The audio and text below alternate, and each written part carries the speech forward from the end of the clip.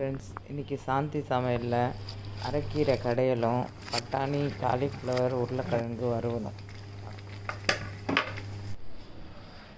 அரைக்கீரை கடைய போகிறேன். இது தோரம் பருப்பும் பாசிப்பயிரும் ஒரு 5 நிமிஷம் முன்னாடி ஊற வச்சுருக்கேன். இதில் ஒரு வெங்காயம், பெரிய வெங்காயம், 5 பச்சை மிளகாய், ஒரு 2 சின்ன தக்காளி, சின்ன வெங்காயம் ஒரு 10 பல்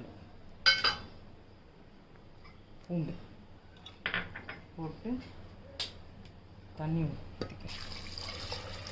கொஞ்சம் இந்த பருப்பு முங்குற அளவுக்கு ஊற்றிக்கணும்.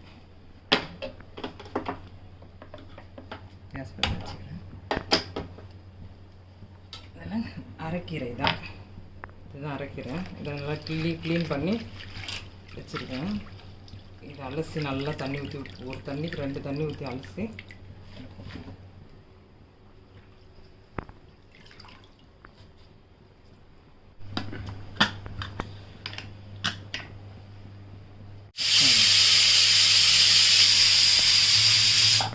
பட்டாணி வறுவலுக்கு ரெடி பண்ணிடலாம்.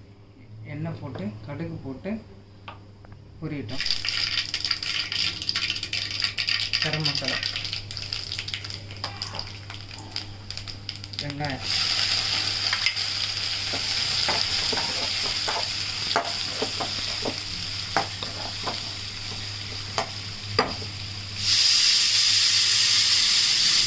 அஞ்சு விசில் வந்துருச்சு. கீரை ஆஃப் பண்ணிக்கலாம்.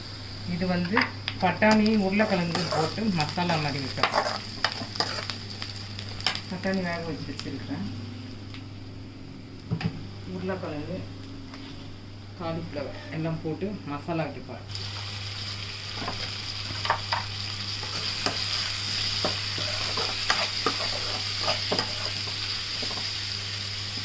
இஞ்சி பூண்டு பேஸ்ட், பச்சை மிளகா, இஞ்சி பூண்டு அரைச்சி வச்சுருக்கேன். பட்டாணி வேக வச்ச தண்ணி ஒரு கப் ஊற்றிக்கிறேன். வெங்காயம் தக்காளி நல்லா வதங்கிடுச்சு. மஞ்சத்தூள் ஒரு 1/4 ஸ்பூன், மிளகி மிளகாத்தூள் போடுறேன். ஒரு 3/4 ஸ்பூன் தனியாத்தூள், அதுவும் ஒரு 3/4 ஸ்பூன். உருளைக்கிழங்கெல்லாம் வேக வச்சு வச்சுக்கிறேன். அதில் கட் பண்ணி வச்சுக்கிறேன். இந்த மாதிரி குண்டு குண்டாக கட் பண்ணி. நம்ம வீட்டில் அரைக்கிற மிளகாத்தூள் ஒரு 1/2 ஸ்பூன்.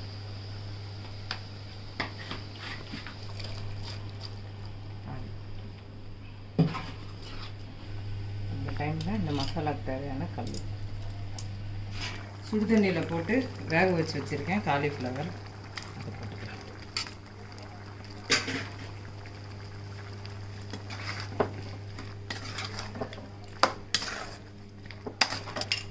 உருளைக்கிழங்கு வேக வச்ச உருளைக்கிழங்கு,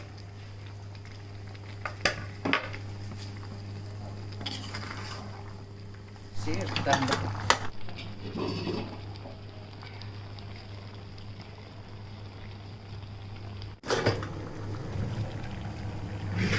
கல் சட்டியில் போட்டு கரைஞ்சிக்கணும்.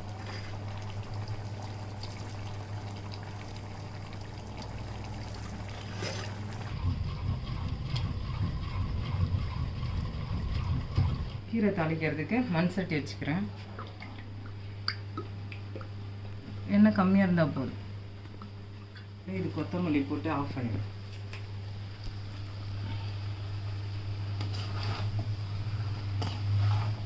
பட்டாணி, உருளைக்கிழங்கு, காலிஃப்ளவர் போட்டு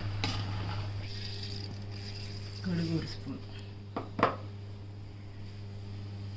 கூடவே காஞ்ச மிளகாவும் போட்டுடலாம்.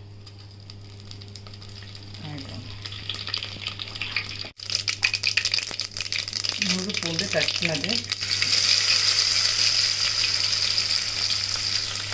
கொஞ்சம் சீரகம் நல்லா செஞ்சிச்சு. இந்த டைமில் கரைஞ்சி வச்ச கீரையை ஊற்றிக்கலாம்.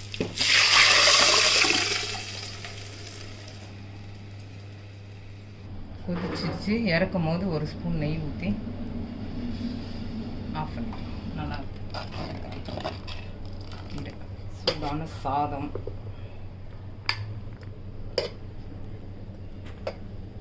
எங்கள் வீட்டு லஞ்சு தான்.